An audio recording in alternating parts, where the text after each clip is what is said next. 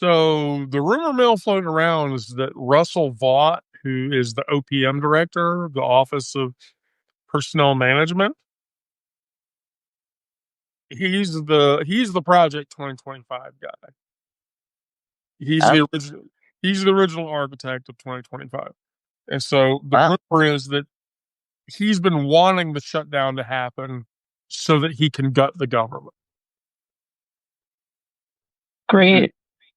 Yeah, because that's what the fuck they want to have happen. And then, but here's the deal. I mean, they're like the the GOP are all painting it as it's the Democrats' fault for not engaging. And then Hakeem Jeffries announced today that he and Schumer and Donald Trump and the GOP leadership, he'll agree to go on like Face the Nation or do a press conference with the GOP and Donald Trump standing there together. And Trump told Hakeem Jeffries to fuck off and get over it.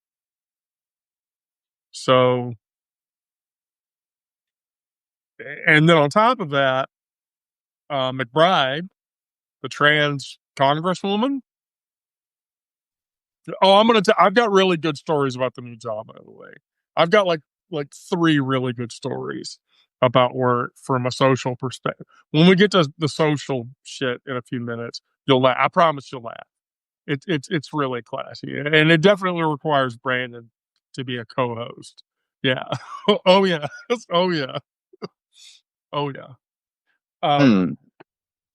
So anyway, so yeah, there's all this back and forth bullshit about whose fault it is, and so you know, one side of the aisle is pointing the finger this way, the other Oh, side, yeah, that's how it always is. you know, but while all that's happening, SCOTUS turned around and said, "No, Donald Trump, you can't fire Cook, the Fed chairwoman." So they stopped him from doing that. But then, and this will tie back to um, my experience today. Um, so I want to understand. I just tell me that I interpreted this correctly. So I actually watched the video. It's an AI video of Hakeem Jeffries in a sombrero with a fake mustache and a mariachi band music playing. That's racist, right?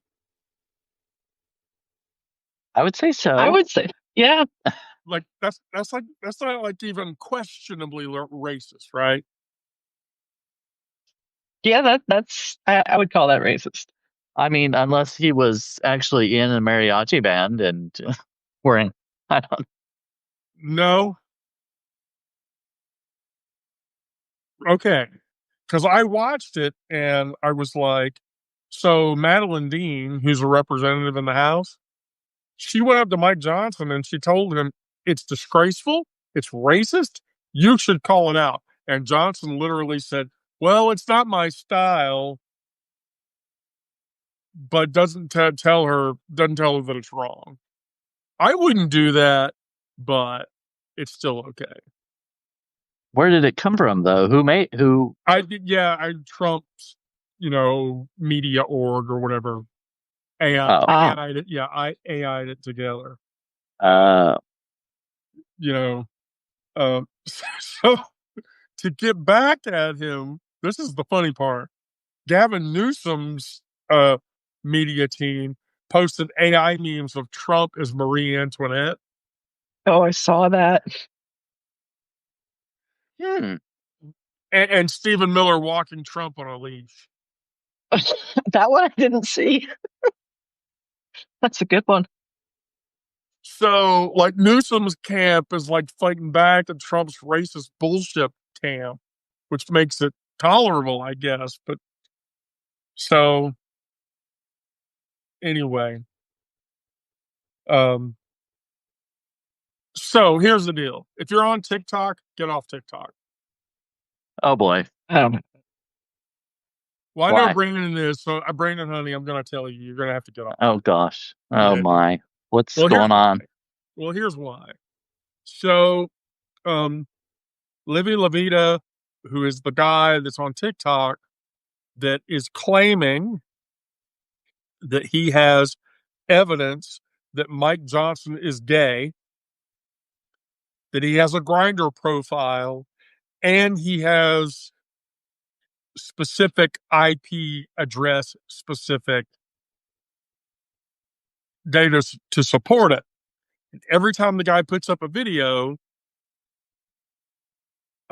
TikTok downs it and calls it a violation of community guidelines, but doesn't list what community guideline it violates. So there's the guy, Tizzy Entertainment. He's the guy on TikTok that's like, he's the bearded guy who's like, this motherfucker said this. I want everybody to identify him. So he was reposting the grinder profile Mike Johnson guy's videos, and his videos were getting kicked out. Oh. And so their AI is just kicking anything that references it. No, so I did a little snooping around earlier today from one of my backup servers that is in a country that doesn't have an extradition policy with the U.S. And sure enough, TikTok's U.S. endpoints are all pointing to Oracle data centers. So Larry's running that show now. So I would expect that in the next number of months going into the first of the year, TikTok is going to get extremely transphobic, extremely homophobic, and almost all trans and queer content from TikTok is going to get completely erased. Just based on that behavior. Oh, and then, of course, anybody attacking the president or attacking the government, it'll all get removed. Which, from my perspective, is like half my content. No, that's over half my content is me bitching about the fucking government and the fact that Trump is a little bitch and he needs to get over himself. So that's the TikTok thing. Well, did you hear that Elon is telling people to cancel Netflix? No, why? No, I haven't. Tell me why. What I want to know. He has canceled Netflix and he's encouraging others to do the same because I guess there was an LGBTQ plus show, but it was canceled in 2023, and it was a cartoon. I don't know I don't remember the name of it, but they were claiming that it was promoting a trans agenda, or Dead End Paranormal Park. Oh, my kid loves that show. Yeah, and he claims that it's part of the transgender woke agenda. Yeah. Leave it to Elon Musk to get booty bothered over a cartoon. Well, but it was. I said, leave it to Elon Musk to get booty bothered over a cartoon. Booty bothered. Booty bothered. Do you mean butt hurt? Is that yes? Are you that really is saying exactly? Okay. Yeah. I kind of like booty bothered. I like booty bothered better than I like butt hurt. I'm just exactly. I'm gonna use it in a note. Yeah, that's going in a note. And we I just don't understand why he's talking about it now. I mean, it's been off. Maybe it's still in syndication or something. I don't know, but it only ran for like a couple seasons or something like that, a couple of years. I don't remember if they were watching it on YouTube or if we had Netflix still, but last year was when my kid was watching it. Mm. But I think there was only a couple seasons. Yeah, that's what I think the article said, that it only ran for a couple seasons, and I mean, it wasn't a bad show. I sat and watched it with her a little bit. It was entertaining. I think Okay. he and Donald are just trying to cancel everything that they don't have their hands in.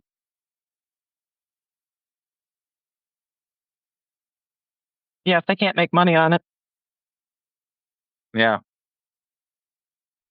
Which means they're probably coming after Substack, because Elon tried to buy Substack.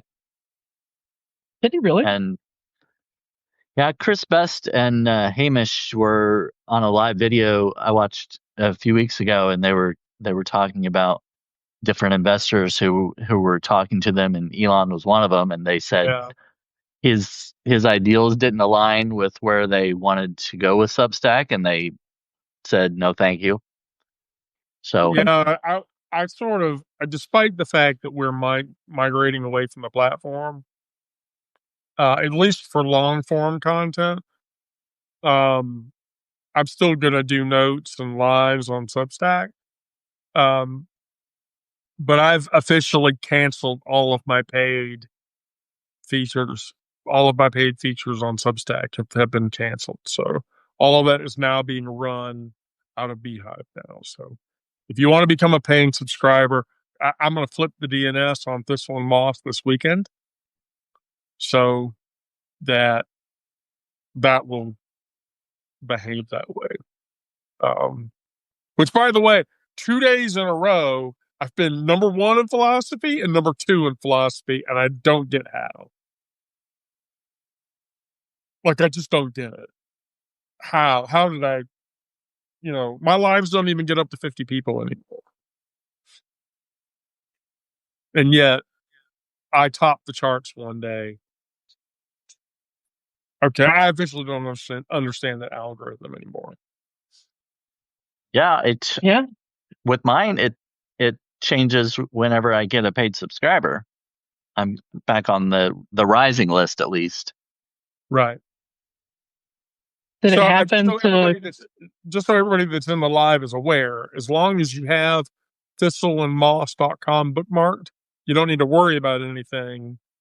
But I'm going to do a big post on Sunday that explains why we're doing it.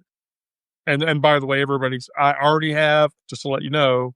So like Brandon, I already have a rotating, updating page on the top level domain under over all the publications. That's the one Sarah's on. That will rotate your articles, so you get article refresh every day. I have a seat if you want it, but regardless, all of your Substack traffic will get referential work. So I'm gonna keep doing that. But anyway, so now, do you want to hear about my job experience? Because this shit's, one, it's queer as fuck, and two, it's really funny. Absolutely. Well, Sarah, Apparently, Lang wants to hear it too. Yeah, Sarah already knows a little bit about what happened. So like the first day I went in, and I went to work, and my director is a guy named Reggie. He's really nice.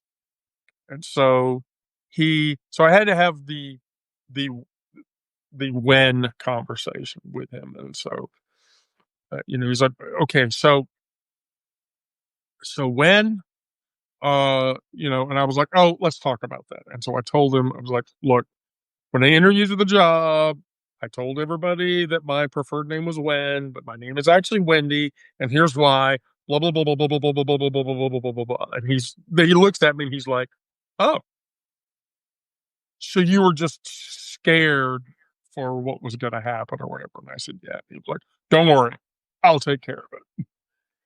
And so he, um, so then I talked to my coworker Rukia, who was a queer gender fluid person, and Rukia was like, "Oh, really?" And I said, "Yeah." And she said, So you want your email address to say Wendy? And I said, yeah. And she says, you know what?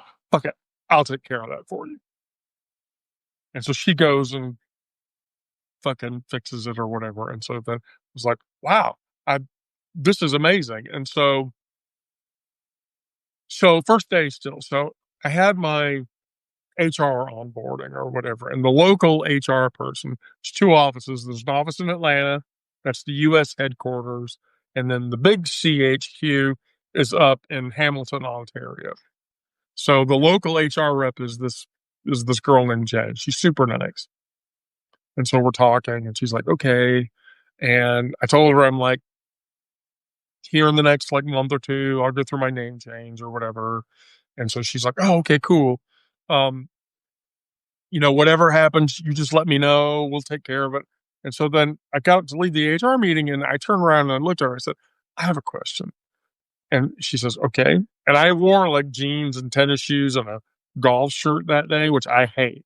I hate wearing pants and I hate wearing golf shirts, all that. I mean, I haven't like worn shit like that. I like leggings is one thing, but jeans and 2-button shirts, I hate it. And so I told her, I was like, okay, I have a problem. And she says, okay, what's the problem? And I said, I only have one pair of jeans. And she's like, oh, um, okay. Is this an issue? Yeah, Craig, yoga pants. Is this an issue where you need more pairs of jeans to be able to come to work? And I said, no, I just don't wear them. And she says, oh, okay. So here's what you do. Go out to Amazon and buy a couple of knee-length Urban Cocoa skirts or whatever, and just wear those and you're safe. And I was like, I have like 8 of those at home, and I love to wear them with my cute little blue or off tan color flats. And she's like, then just wear that. And I'm like, okay. And nobody's gonna give me any shit about it. And she says, not in this office. And if they do, you just come and tell me. So Well, that's cool. I haven't gone into an office. My previous company, every time I wore a dress in the office, I would go in the office and I would get shit eye from half the office. Like total shit eye. Like, what the fuck is your problem? Yeah. Shit eye. I didn't have to do it at the company before that because the company before that, I was a remote worker. And the company before that, I was a remote worker. And the company before that, I was not going through gender transition and I was a remote worker. And so, but this time is really the first time where I have gone to work in this top and a black Urban Cocoa A-line skirt, which is really cute, by the way, and a cute pair of flats, and had virtually half the people in the office look at me and go, that's a really cute outfit. You should wear that again.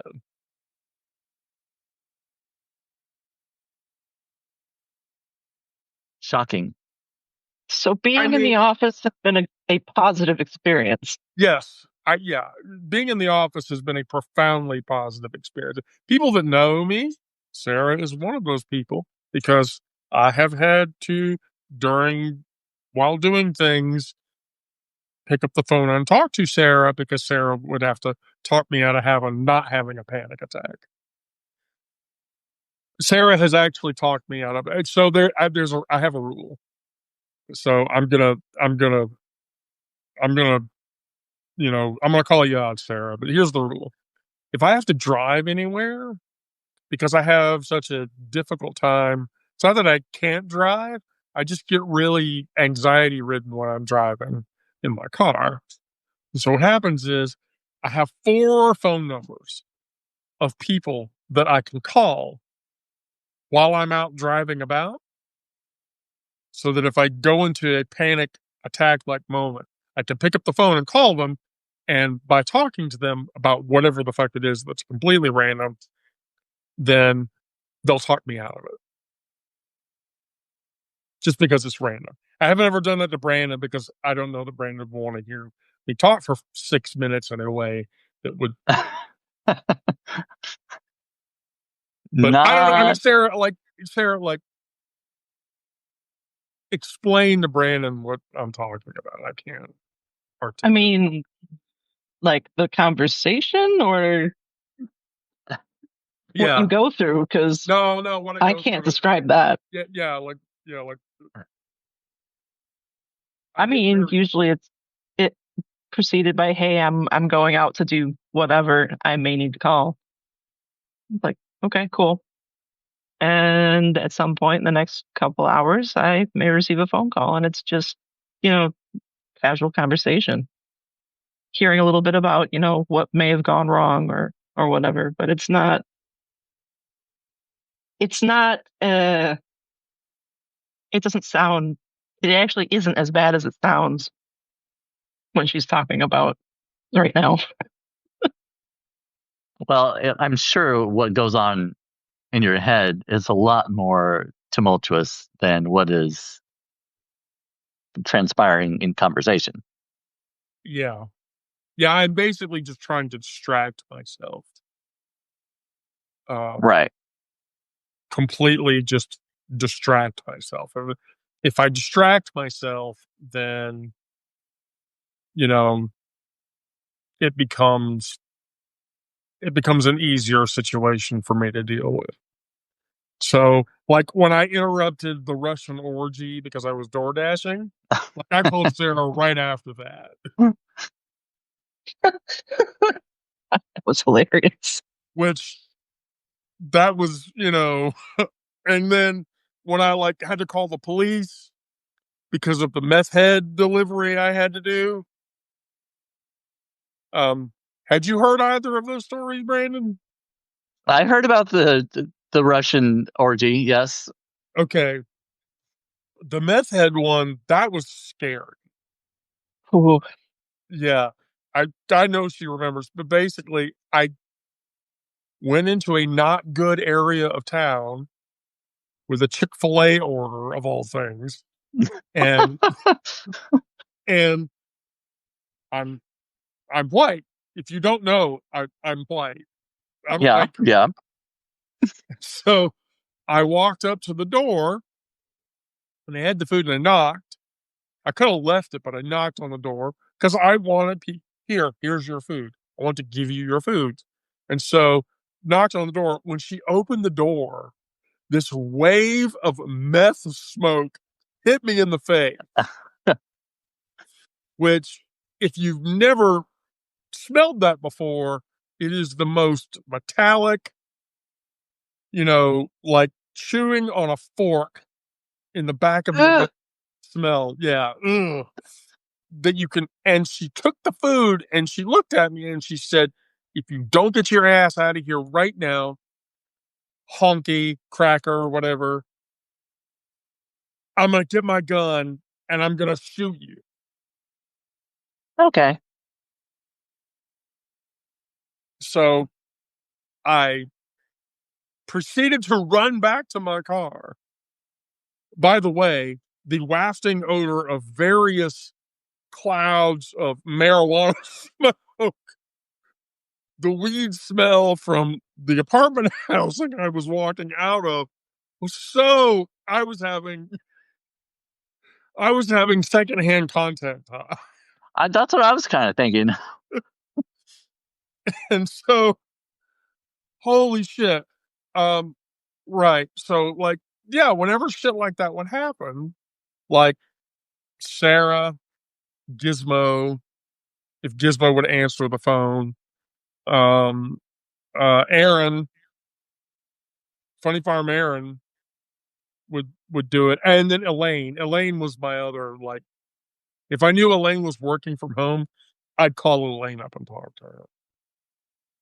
But yeah, my panic is crazy. So now, after a day of working at my new company, EUNA is the name of the company, by the way, EUNA. If you're in government services or you're in municipal services, my company's products might be a product that you've used. But anyway, so after a day of this, like nothing, none, like the whole day, my whole first day blinked, and then I was like, I didn't have a panic attack all fucking day. What the hell? This is crazy. I'm not. Well, it sounds like everybody kind of was pretty welcoming and accepting. I would say that probably had something to do with it. Yeah, yeah. It was a very EULA, no, EUNA, EUNA, which is funny because they have a conference for their products, and the conference is called Universe.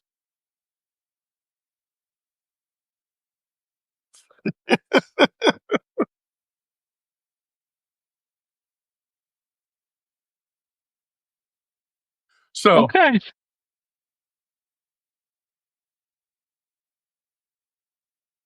I'm riding the train to go to work now. Yeah, I saw Because you sent that message set up on the train. yeah, so public transit in Atlanta is really hit or miss. But sometimes if you're lucky, so where I live is 2 miles away from um, two train stations, and where we're moving to at the end of the year is a block away from a train station, maybe 2 blocks, but no greater than. So walking distance, new place where we're moving to at the end of the year. So my office, however, is a 600 feet walk to the train station. So that's a no-brainer, which, by the way, I found out they did that on purpose. They purposefully bought office space that was almost literally on top of a train station hub. So That's convenient. yeah. It's super convenient. Um, Oh, look, so, fuck Trump joined. oh, great, fuck Trump. I fuck Trump. I would maybe take one for the team, but I'm a bottom. So I'd probably just lay there and keep asking him if he was putting it in yet or not. Because I think he has a tiny wee wee. Like an itty bitty. He has this problem. I don't think I want to find that out, really. I don't want to know. Wait, would you take that one for the team if you thought that it would help? Well, all right. Help what? Like, what would it accomplish? Like, how much would it help? Like if you turned him out. If I, well, I don't know if that would really. I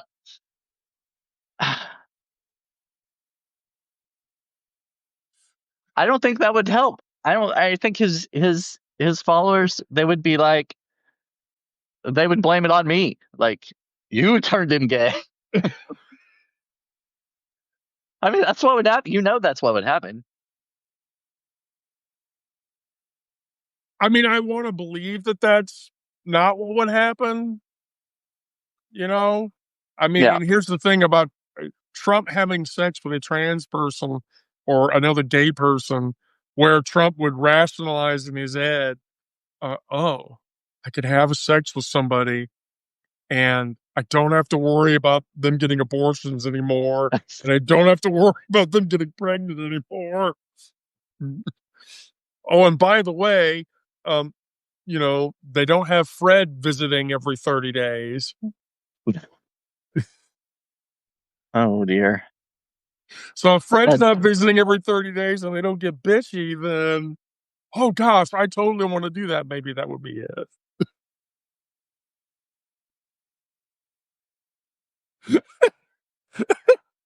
So if that were to be the case, then Brandon would. I'd take one for the team, sure. What does Craig say? Craig said, Brandon made me homosexual. If you buy him the yarn, he'll make you one too. Nice. Wow. I've never learned to crochet or knit. God damn it, Brandon. What kind of gay am I? Is that what you were what kind going to of say? gay person are you if you don't Well, I don't think I have the patience for it. It's a patternization. The movement's the same. It's repetitive patterning. I know, but you have to do it for so long. Yeah.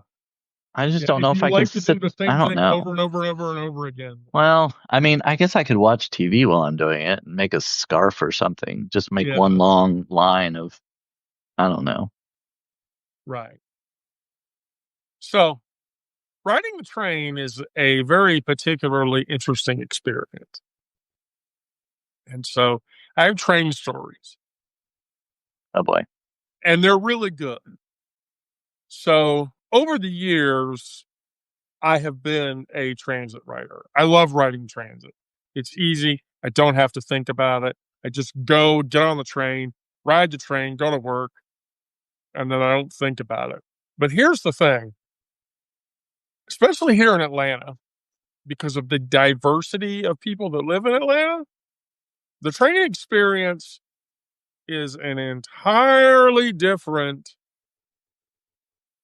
paradigm, entirely different. So I'm going to ask, do you want the racist story first? Oh gosh. Do you want the 95-year-old lady story first? Or do you want the uh, bag full of drugs story first? Ooh, an old bag or a bag full of drugs? Bag full of drugs. And a woman over 90 or the racist? Let's go with the old bag. Okay, so the woman over 90? The old lady. Okay, sorry. So that's actually The old really bag. good because one of the people in this story is a woman I saw on the train today. And I told her that I remembered her because I have an eidetic memory and I can't forget people, especially people's faces. And so I recognized her. And this was from a few years back. But basically, I got on the train one day and MARTA in Atlanta, like when you're riding it from Sandy Springs, which is on the north end of town, it comes down, stops in the middle of Atlanta, and then it goes over to east and west Atlanta and south Atlanta. And so I was on the train, and one of the stations that's south of Sandy Springs is Medical Center, which is St. Joseph's Hospital and Northside Hospital and Children's Healthcare of Atlanta. Like there's a cluster of hospitals at that stop. And so I'm sitting on the train, and there is a very personable person of color woman and what looks to be her son sitting next to her, sitting, and the train's full of people. It's rush hour, so it's like standing room only. And so this 92, 93-year-old white woman gets onto the train, and she walks over to the guy who's sitting down, and this is the seat that's like right next to one of the doors, asks him if he'll stand up because she's really tired and she needs to sit down. And he doesn't move. Yeah. Like at all. How old is he? So, I had to be 92 or 93. No, how old is he? How old was he? Oh, like mid 40s. Oh, okay. And she the lady that's sitting next to him, who I was convinced was his mom, turns and looks at him, blinks a couple of times, and then takes her magazine, bands it up, rolls it up, hits him over the head with it, and then says, "Get your black ass the fuck out of that chair right now, god damn it." And then she's hitting him over the head with it, and he falls out of the chair, falls out. And the older woman sits down, and the older woman says, "Thank you." And the older black woman looks at her and says, "I'm very sorry. I raised him much better than this. Here's my number. If you get on the train again and he asks for your seat and he doesn't get up, you just send me a message and I'll make sure he never does that again."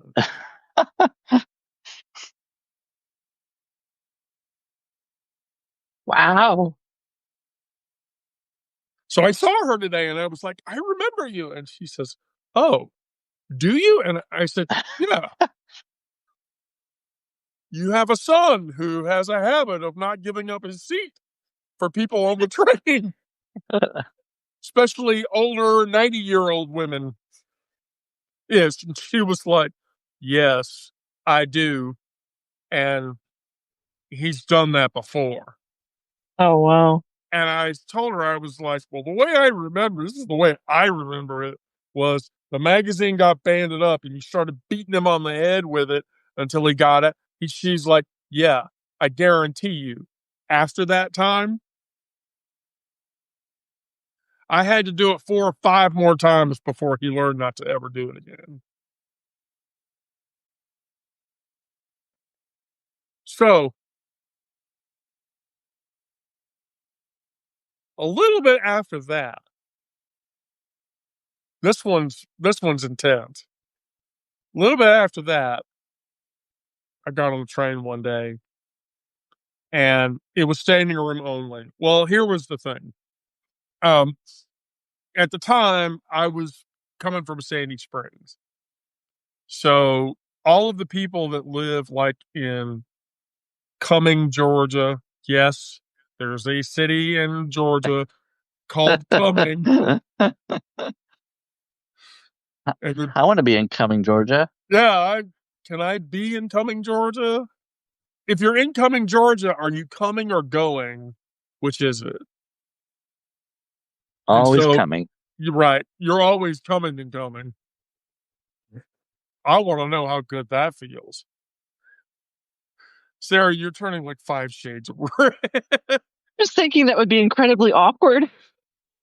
So, and then Alpharetta, and then Roswell, like all of those towns. Well, Cumming has a reputation as a town in in just outside of the metro Atlanta area.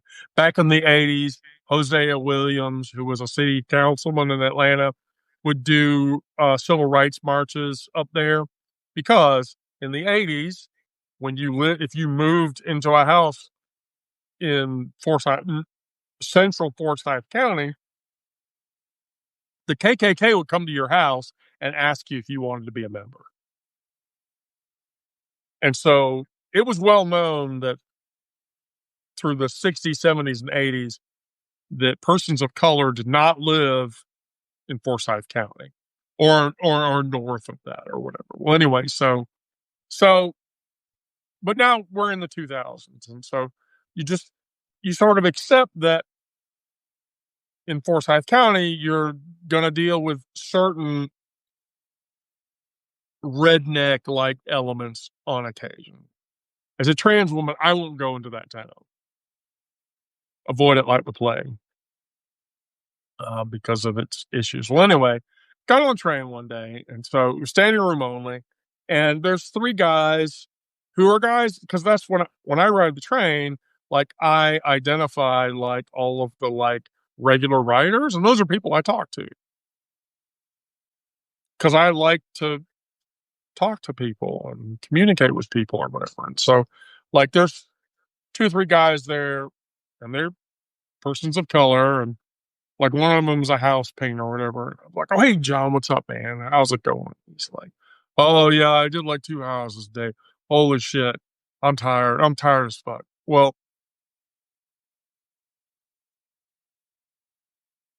I didn't notice right away, but there was a guy and his girlfriend that got onto the train. And so after I was done talking to John, I turned around and there he was in his white t-shirt with the arms that had been ripped off. That was the Confederate flag with his big belt buckle and the huge 10-gallon cowboy hat and like his little like 5'1", 105 pounds wet blonde haired girlfriend, little pixie looking girlfriend or whatever. And so at the time I was not trans identifying. I was just, a queer person. So I was wearing jeans and a 2-button and tennis shoes and my backpack that had my shit in it. And so standing there, well, he keeps looking at me and I okay. So the train is standing room only. And, and he leans forward, and I won't say exactly what he said for very obvious reasons, but blurts out, hey, do you ride the MARTA train? Do you ride the MARTA train? And I said, yeah, I ride the train most days, every day, most weekdays, because I work, up in Alpharetta. He's like, oh, okay. Well, I got a question. Why are there so many drops the N-bomb hard? Why are there so many N-bomb injection here on this train? And then says like 2 or 3 more of the most racist things that you can imagine coming out of that person's mouth, out of his mouth. And I literally looked at him and I said, look, no, Elaine, the word that rhymes with bigger. I'm just, that's as close to it as I'm going to get. So I lean forward to him and I'm like, hey, you're riding a train. There's other people on this train. You really need to watch what comes out of your mouth.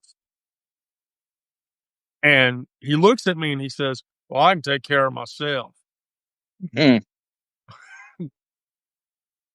Okay. So the train gets to 5 Point Station. So 5 Point Station in Atlanta, that's pretty much the dead center of town.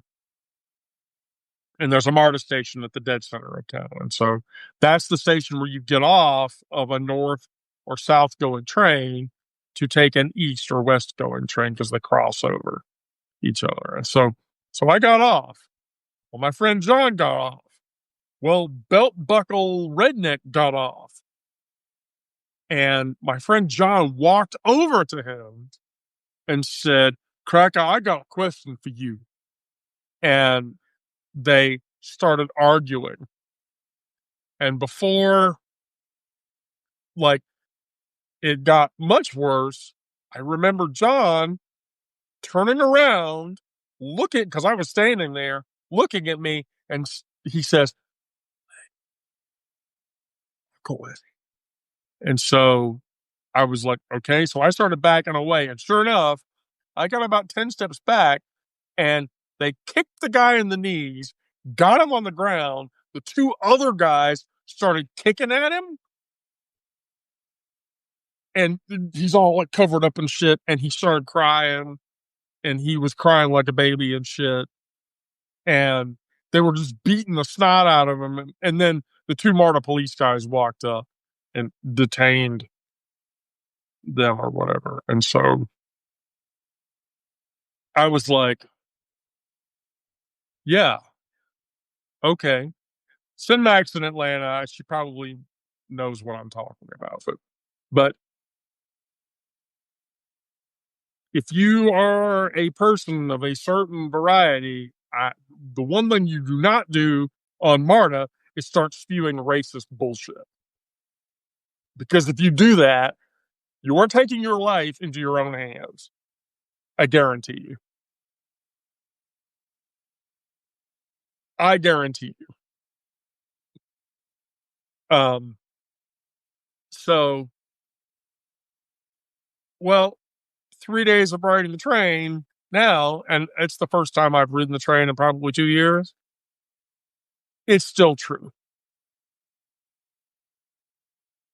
You don't fuck around and you don't say stupid shit where other people can hear you say stupid shit on public transit in Atlanta. Because I kid you not, you will get your ass beat faster than you can blink.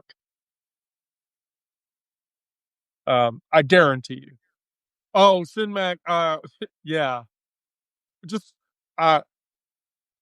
watch it. Watch the video. Watch the post when I repost it, so you can hear it. But as you would imagine, I would think that you would probably be aware that this is how shit plays, especially if you're a transit rider. I've been a transit rider on and off for 15 years,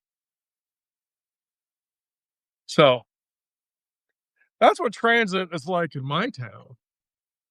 Yeah, we don't have any transit around here. You know, when you live out in the middle of nowhere, out in the sticks, there's no buses or Yeah. Do you have mass transit in Dearborn? I wouldn't call it mass transit, but there's some transportation. What would you call it? Limited bus fare. Limited bus fare. Wait, you They don't have don't. you don't have a train that goes through Detroit? Surely you do. It goes from Detroit to Ann Arbor. We do have a train station, but I mean, I live like 4 or 5 miles from it. 4 or 5 miles, and I think 3 buses. Wow. Really?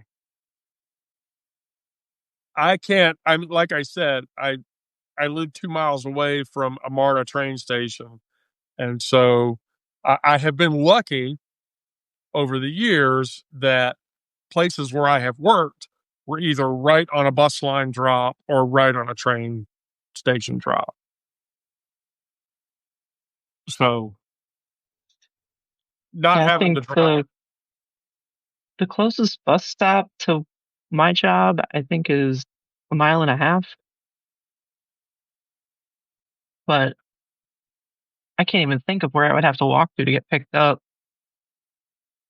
And it would take at least 2, maybe 3 buses in I order to think get there. I had to figure. I would just figure that Detroit would have like the equivalent of. Well, yeah, Detroit has like oh, it's like the trolley, Yeah. but there's tracks. The tracks are in the cement and everything, and they have that runs around, downtown. There's the people mover and the regular buses, but that's in Detroit. Like I'm miles outside of Detroit. after working from home, I don't ever want to go back to where I have to drive to work every day. I've gotten so spoiled now. Like, if I have to get a job that I have to drive to or take a bus or something, like that would be. I hope I don't get to the point where I have to do that. I'm dreading the idea of going back to having to stand all day. Oh, okay. So Well, okay. So there is a transit line in Detroit that goes out to Ann Arbor. Yeah, but you have to get downtown in order to. You said it. Are you talking about a train or a bus? Because No train. Yeah, no, we've taken the train out to Ann Arbor. Right. That train will actually go to Chicago. Oh, okay, cool. Okay, cool. But that's like not like a normal. See, like here in Atlanta, you pay $2.50, and you can get from one end of the city to the other in about 45 minutes. Yeah, most people would just rely on the bus system for that one. But the bus system is like twice as slow. Yeah, but the train tickets are expensive.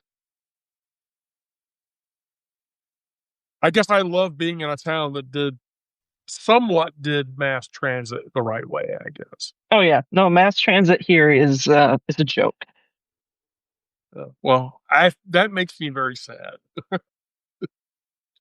because I think most major metropolitan areas should do, like, if you ever want to have like an amazing mass transit experience, go to Portland, Oregon. Portland's mass transit system is New York level good in that you literally do not have to drive anywhere. I've been to New York. I've taken the subway. Yeah. It was confusing as fuck. Oh yeah. And then we took a cab back to the hotel. We had a New Yorker in here just a little while ago. He's not in here anymore, though.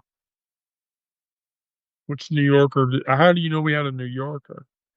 Because it was Aiden Wharton. Do you know who he is? I do not. He was in some plays in New York. He was in the movie Bros. And he was in the movie Bros? I had a Bros? Yeah. And he was in Fire Island, I think it was called. Why does that sound familiar? He's on he has a publication called The Gay Buffet. So here's the thing.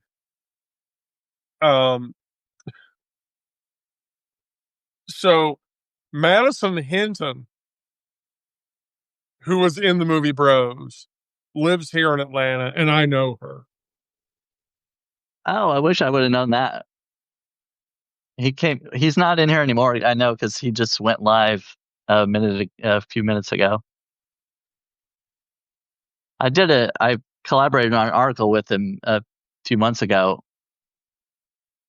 That's why the name sounded familiar. I love that movie. The movie Bros, that has to be like one of my top 4, like, most favorite gay films ever. He played he wasn't like a main star. He played a minor role in it, but yeah. But yeah, like, bro, like, you laugh when I say this, but Priscilla, Bottoms, which is a lesbian movie, Bros, and then I'm shameful to say this, but Latter Days are like my 4 favorite gay cinema films. The problem with Latter Days is it's a really sad story, but it has Gordon Levitt in it in a very minor role, very early in his career, by the way. But Bros and Bottoms, both of those movies are hysterically funny, and I mean, well, after you get off here, you should go and check out Aiden's live. Yeah, I should do that. I didn't realize he was on Substack. That's crazy. Now that I'm he's been doing a few more lives lately. He's actually going to be on. So Lawrence Winterman asked me to come on the Daily Whatever on October the 11th on National Coming Out Day. Right. And he asked, because Dana is stepping down that day, and he asked if I'd ask either Aiden Wharton or Corey Vinny. So I asked Aiden, and he said he'd come on. So Dana is stepping down. yeah, What, is she just going to get out of the game? Gosh. just that day, just because of it's coming out day. So she's just, letting. Oh, she's standing down. Yeah. Stepping says an entirely different. Oh, well, sorry. I didn't mean.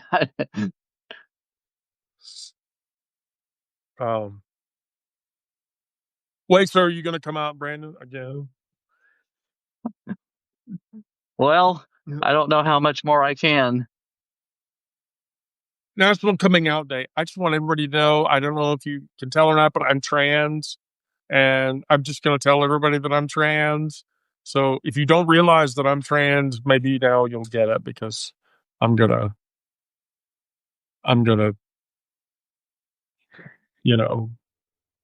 Just put it out there. yeah, I'm just put it out there. Because What day is that? Huh? The 11th. What day? The 11th? The 11th. Yeah. Good to know. A week from Saturday. I'll give you a bunch of hearts that day. Well, thanks. I mean, I give you hearts every day, Brandon, but I'll give you a bunch of hearts that day. How gay is who?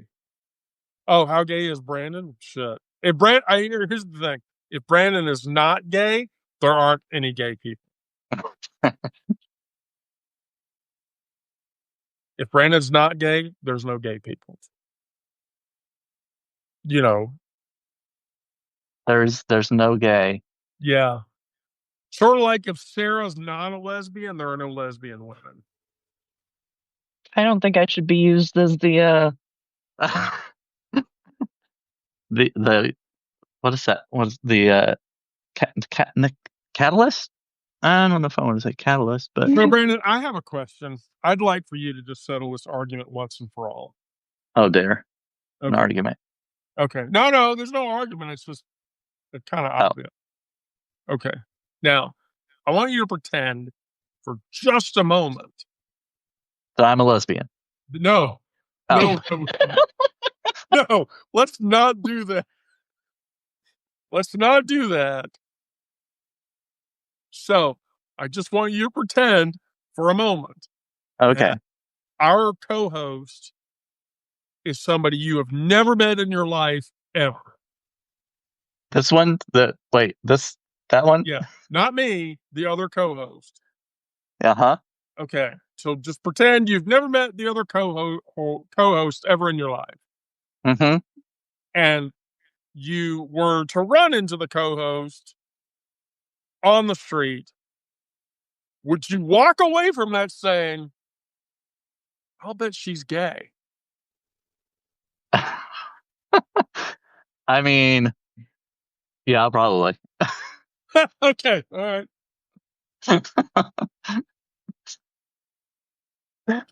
Because here's the deal. Sarah sent me a picture one day of her. I was like, she was talking about her hair or something. I was like, what did you do to your hair? I like your hair, by the way. I haven't. Yeah, Thank you. I do like it. So I like, oh, okay. So you did something to it or whatever. So I showed that picture to Aubrey. And Aubrey was like, oh. Does she understand certain concepts about herself, maybe, or something? And I had to look at Aubrey and say, not yet. And she looks at me and says, oh. I mean, it's kind of obvious. But here's the deal. I have had that backfire on me. Yeah. I mean, I've had the same thing. I mean, I've been wrong before. So when Gizmo was very, very young, when they were like 3 or 4 and they were in preschool, um, there was one of the moms, because I was going through my mom phase, so I took Gizmo to preschool every day. Well, Gizmo's friend Mikey's mom was the most butch straight woman I had ever seen in my life. Like, she was married, she had 3 kids, but she was so butch that there were people who were around her that assumed, because she was butch, that she was just in denial about being gay. And where that all came to a head, where it finally bit me in the ass, was preschool graduation day or whatever. And I went to the school and Gizmo was, very young. I had pictures or whatever. And so Gizmo was chatting with Mikey, and Mikey's mom was standing next to him. And I turned around to walk over to where they were standing. And Mikey's mom was in a 3-piece suit, Brooks Brothers 3-piece suit with a tie, the vest, the whole bit. And I just, how are you not,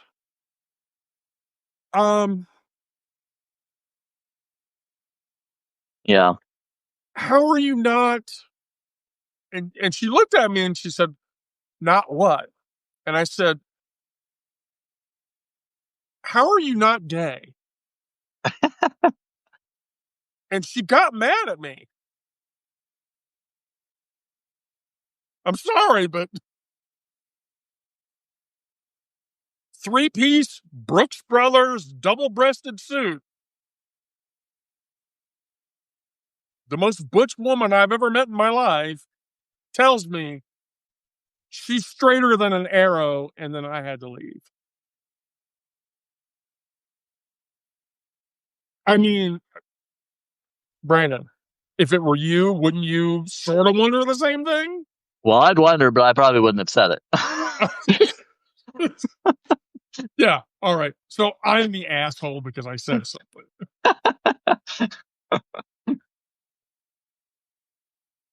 But the funny part about it is the Gizmo's mom, Eileen, yes, she was married and had 2 kids. 2 kids. One of which, those kids, was friends with my 4-year-old at the time. And so, and the hilarious part about it was I took Gizmo back, I took Gizmo home. And Eileen, yeah, Mikey's dad was there, but not standing nearby. And that's why I was brave enough to ask, how are you not?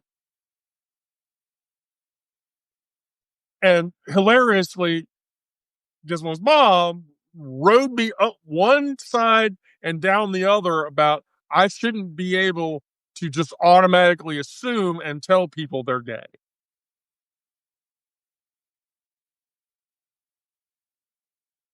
You know? I mean, I don't think people should get offended that they're asked. Right, that they're asked that question.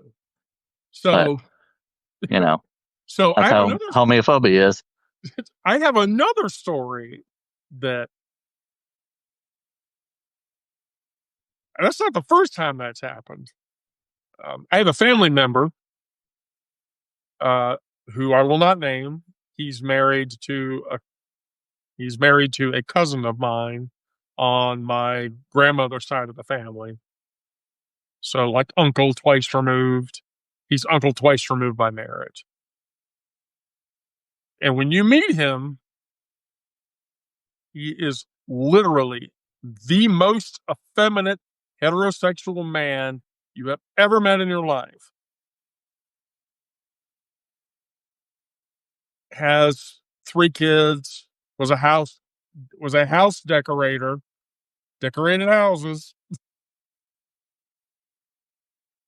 and so I, again, I blatantly remember looking him in the face and doing the same thing, and him getting mad because, get this, he was a hard right-wing evangelical. Oh my. And so, well, here's where it gets funny. I went back to my family and I was like, I can't believe I did this. And my family was like, oh, you should meet his twin brother. And so I did, had the opportunity to meet his twin brother. Super gay and super flamboyantly, openly gay. And I was like, oh, okay. Guilt. Guilt is a very powerful tool. Guilt will convince you not to do something. And if there are other people around you that can guilt you about being queer or gay or gender fluid or whatever, then you'll have a harder time dealing with that aspect of yourself. I felt that way for a long time. So, yeah, Craigers, you're right. So, anyway. All right, so you're going on the 11th for National Coming Out Day? Yes. I'll do a show for when is that? October 11th? Yeah, a week from this Saturday. So it's Saturday? Saturday's usually my off day, but if it's National Coming Out Day, I'll do something.